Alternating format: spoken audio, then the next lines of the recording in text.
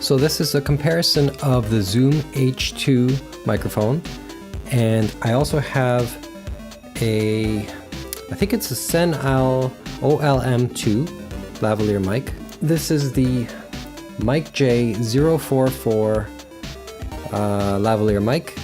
Very similar to the Senal. It's just the Mic-J feels a bit like a thinner wire, while the Senal is kind of a thicker wire. But overall it's pretty similar. They look kind of identical. So the first test is the Zoom H2. I'm talking into it right now. It sounds pretty good, nice and clean. It might be picking up my laundry in the back, the creaking of my chair. You can hear when I swallow, picks up those sounds. If I were talking really into it, it would sound that really bassy, like a radio. Back here, it's a bit more roomy. It's probably the best quality out of all of them. So now you're listening to the, what is this? The Mic-J044. I've got it clipped right here. So yeah, this sounds a little bit more nasally, a little more like a telephone effect once you compare it directly to the H2. But I like that I can be typing and not have a mic right in my way. Like the Zoom was sitting right off camera. This one I can move around.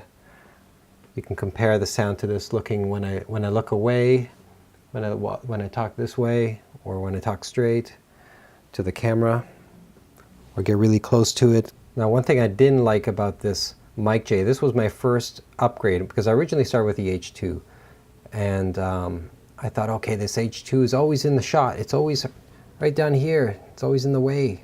When I'm typing, it's picking up the keys that I type. It was annoying. So what I thought, I'll get a lavalier mic. So I picked up the Mic-J. It was $40. And immediately I noticed that the noise floor, when I don't talk, you can hear there's this like I'm in the rain sound.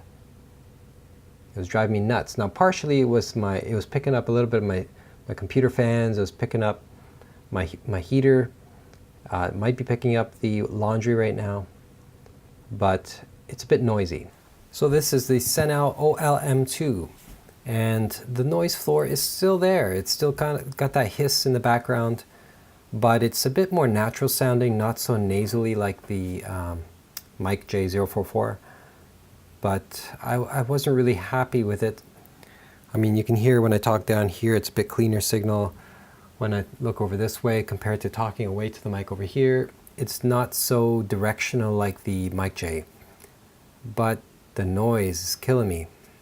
Now, I don't know if it has to do with this mic, the H2 being my audio interface.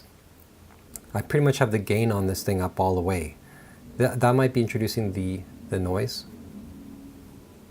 But then I went back to the H2, and then I realized how much cleaner the Zoom H2 is. It just sounds so much more richer. It's got more highs, it's got more mids and bass, it's just more full. The problem is when I'm typing, you can hear it. So when I start typing, I also have to invest in a boom mic to kind of, a boom mic stand so it holds the thing out of the way, but still hover close enough out of the shot. I might look into getting a shotgun mic. That might be my next upgrade in the future. That way I can just point it at my mouth, maybe off the camera up here, and maybe it'll reject some of the keyboard sounds. Okay, so that wraps it up. The H2 sounds the best. It's the cleanest, lowest noise floor, gets the richest sound, but the drawback is it picks up everything. It records every noise in the room. Mic-J did pretty well. Actually, it sounds quieter as far as noise than the Senal lavalier mic, but the Senal lavalier mic sounds the best out of the two lavalier mics. So I could try maybe in the future using a different audio interface. Maybe the Zoom H2 doesn't have a good enough preamp to handle that lavalier mic. I could try it with a Focusrite. I have a Focusrite 18i6, but I won't be able to plug a lavalier into that until I get the Senal XLR adapter. Now the XLR adapter powers the lavalier mics. Now this Zoom H2 has plug-in power, so when you plug in the mic into here, it feeds a few volts into it.